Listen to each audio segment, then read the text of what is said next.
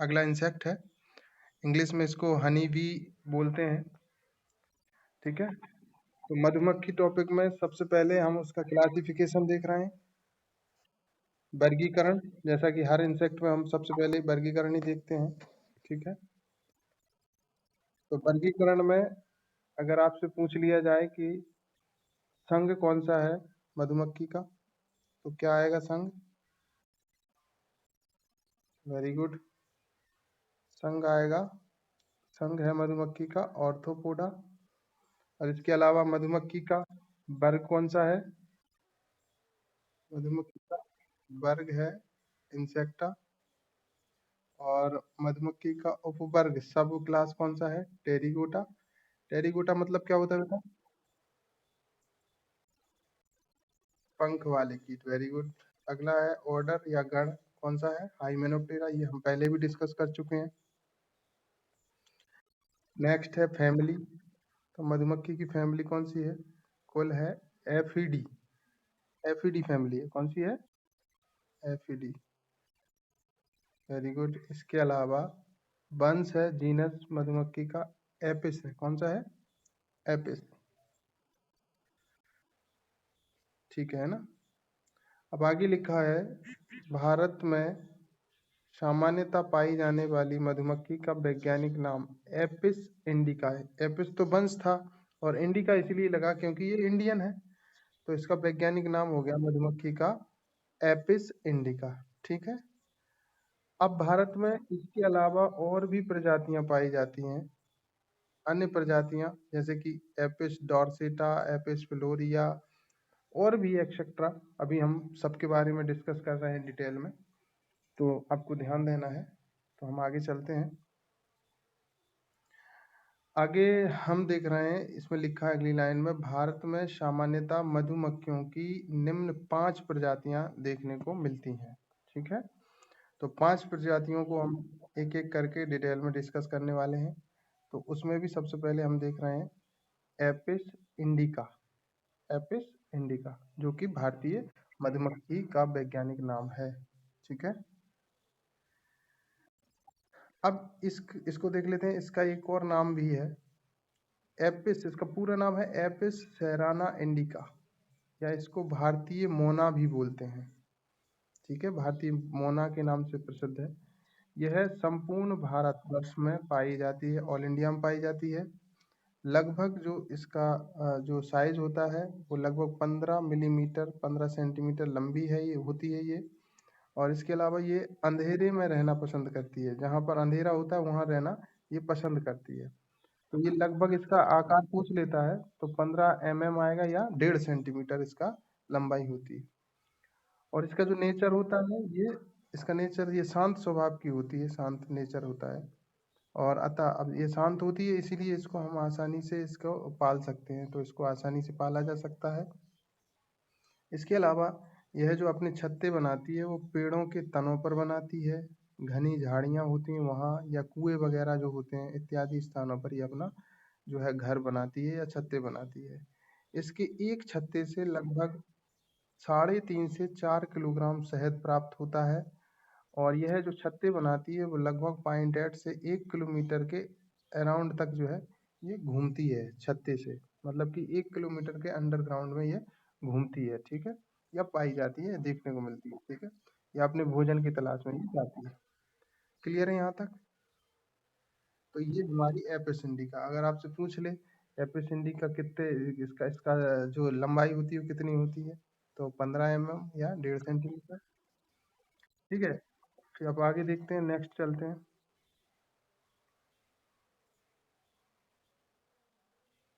Next है, second है हमारा एपिस डॉर्सेटा। अगली प्रजाति है एपिस डॉर्सेटा। अब इसको देख लेते हैं। एपिस डॉर्सेटा, ये इसका एक और नाम है, इसको हम सारंग मधुमक्खी भी कहते हैं। और ये मधुमक्खी आकार में सबसे बड़ी मधुमक्खी होती है, ये आपको ध्यान रखना है, क्योंकि जो इसका आकार या साइज होता है वो लगभग 20 मिलीमीटर या 2 सेंटीमीटर होता है। और इसका आकार बड़ा होने के कारण इसे हम एक और नाम से जानते हैं, जॉइंट बी इंग्लिश में, और हिंदी में बोल सकते हैं बृहद मधुमक्खी। बृहद मतलब बड़ी मधुमक्खी भी बोला जाता है। और साथ में इसका जो नेचर होता है, इसका स्वभाव बहुत ही ज्यादा गुस्सैला मतलब उत्तेजनापूर्ण होता है, और उत्तेजनापूर्ण होने के कारण ये शीघ्र अटैक या आक्रमण कर देती है। अतः इसको हम इसका पालन नहीं किया जा सकता है। इसको भंवरा मधुमक्खी भी बोलते हैं, देखिए ना बड़ी मधुमक्खी, ये बहुत ज्यादा उसी उसी को बोलते हैं एपिस डोर्सिटा। इसके एक छत्ते से 15 से 40 किलोग्राम शहद प्राप्त किया जा सकता है। और यह अपना छत्ता जो है कहाँ बनाती है? पेड़ों की शाखाओं व ऊंची चट्टानों पर ये बनाती है। अब ये ऊंची चट्टानों पर बनाती है। अब इसी कारण इसका एक और नाम है, इसको हम रॉक बी, रॉक मतलब होता है चट्टान, रॉक बी भी बोलते हैं, रॉक मधुमक्खी, ठीक है। अब तो इसके बहुत सारे नाम हो गए हैं, एक तो सारंग हो गया, बड़ी ही थी तो इसको हम बृहद या जॉइंट बी भी बोल रहे थे, और चट्टानों में रह रही है तो रॉक बी भी बोल रहे हैं, ठीक है। साथ में लिखा है सारंग मधुमक्खी डोरसेटा प्रवसनी स्वभाव की होती है। प्रवसनी का मतलब होता है ये जगह बदल लेती है ऋतुओं के हिसाब से, एक स्थान से फिर दूसरे स्थान पर चली जाती है। तो इसमें लिखा भी है प्रवसनी स्वभाव की होती है, मतलब अपना जो प्रवास होता है उसको चेंज कर लेती है। अतः गर्मियों में ये चट्टानों में देखने को मिलेगी, और सर्दियों में ये मैदानों पर देखने को मिलेगी या आ जाती है। क्लियर है? आगे चलें। चलिए आगे देखते हैं। अगली प्रजाति है मधुमक्खी की, जिसका नाम है एपिस फ्लोरिया। क्या नाम है? एपिस फ्लोरिया। एपिस फ्लोरिया।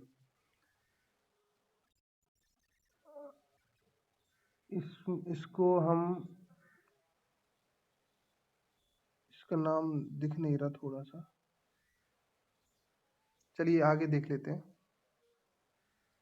यह आकार में भारतीय मोना से भी छोटी, या अर्थात यूं कहें कि सबसे छोटी होती है। इसके इसके छत्ते का आकार भी बहुत छोटा होता है। अतः इसके एक छत्ते से प्राप्त शहद की मात्रा शायद 10 से 25 ग्राम लिखा है, सॉरी 200 से 250 ग्राम होती है। नहीं, 200 से 250 ग्राम लिखा है, होती है। अतः यह अपना छत्ता खुले स्थानों पर बनाती है, जहाँ ओपन एरिया होता है। इसका शहद सबसे अधिक मीठा होता है, ये याद रखना है, इसका शहद बहुत ज़्यादा मीठा होता है। यह पहाड़ों पर नहीं पाई जाती है, ठीक है। अब आगे चलते हैं। अगली स्पीशीज है, नेक्स्ट है एपिस फोर्थ,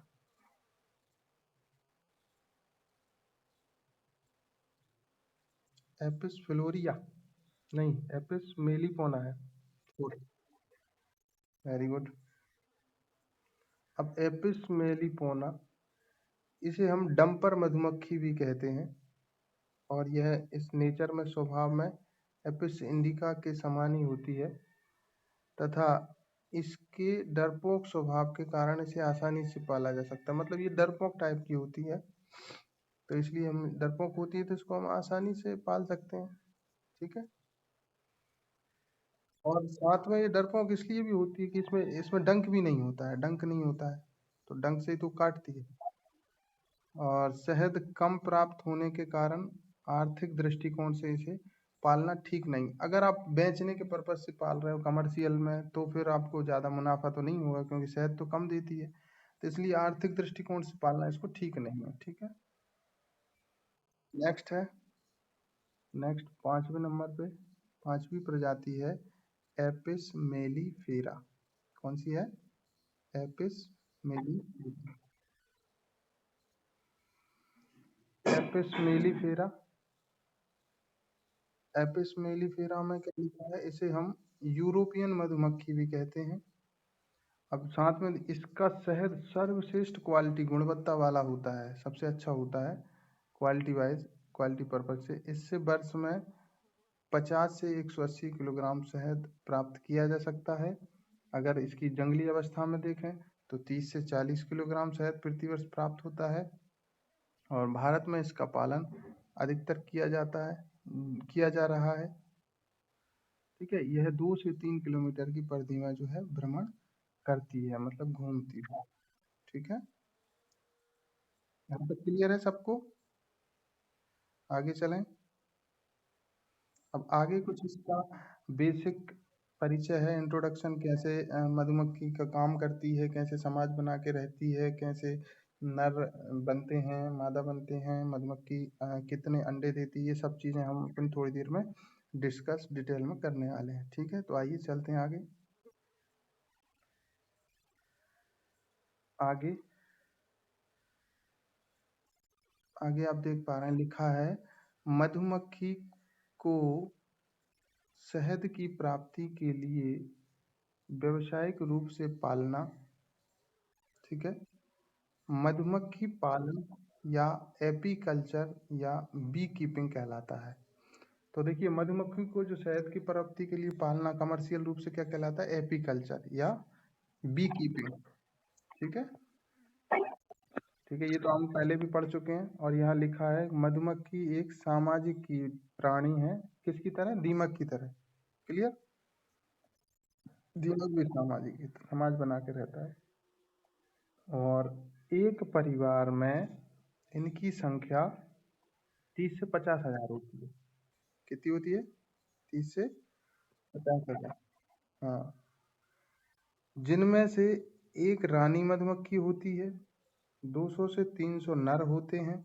बाकी के जो शेष बचे हैं वो सब वन्य मादा होते हैं, सॉरी, शेष श्रमिक होते हैं। और वो श्रमिक कैसे होते हैं? वन्य मादा होते हैं, मतलब नपुंसक फीमेल होती हैं, मतलब स्ट्राइल फीमेल होती हैं। ठीक है, अब देखना, अब यहाँ पे डिटेल में मैं एक एक करके आपको समझाने वाला हूँ। रानी कैसे काम करती है, क्या काम होता है उसका, ये सब सारी चीजें हम डिटेल में डिस्कस करने वाले हैं। तो अगला हमारा टॉपिक है रानी या क्यून। ठीक है,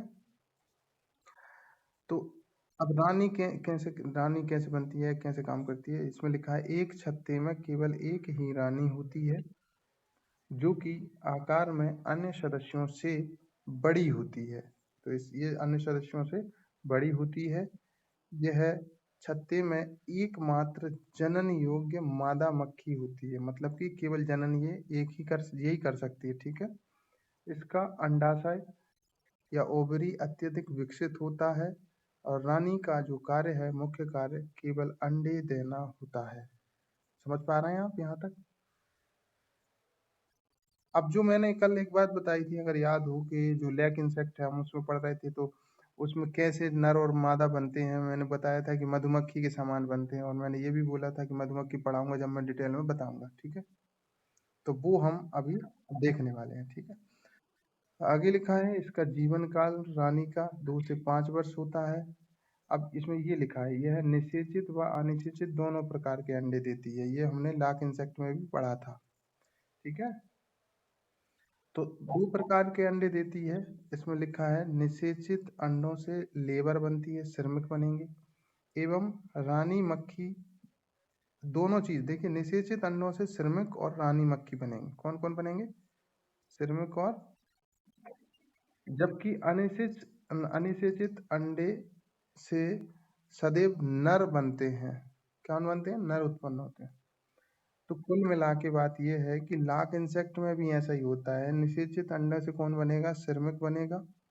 ठीक है, और रानी मक्खी, मतलब उसमें रानी, वो जो मादा होती है जो बच्चे देती है वो बनेगी। और अनिषेचित मतलब कहने का ये है कि अनिषेचित अंडों से हमेशा नर बनते हैं, मेल बनते हैं, जो अनफर्टाइल एग होते हैं। क्लियर है? अर्थात मधुमक्खी के नर अनिषेक जनन द्वारा उत्पन्न होते हैं। अब अनिषेक जनन तो आप जानते ही हैं, नर है, अब नर अनिषेक जनन से ही उत्पन्न हो रहा है। ठीक है, पार्थेनोजेनेसिस।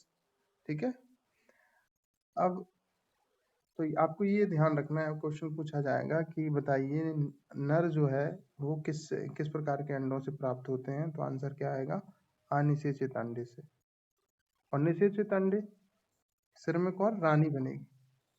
आप समझते हैं निषेचित अंडे किसको बोलेंगे? जिसमें मेल और फीमेल दोनों इन्वॉल्व होंगे। ठीक है, मीटिंग होगी। और जिसमें मीटिंग नहीं होगी उससे कौन चुनेंगे? वो देखिए, जिस जिस अंडे में, हाँ, वेरी गुड, वो अनिषेचित कहलाएगा, ठीक है। ठीक है, आगे लिखा है, रानी प्रतिदिन जो है 2000 तक अंडे देती है। क्वेश्चन में पूछ लिया गया है कि प्रतिदिन रानी कितने अंडे देती है?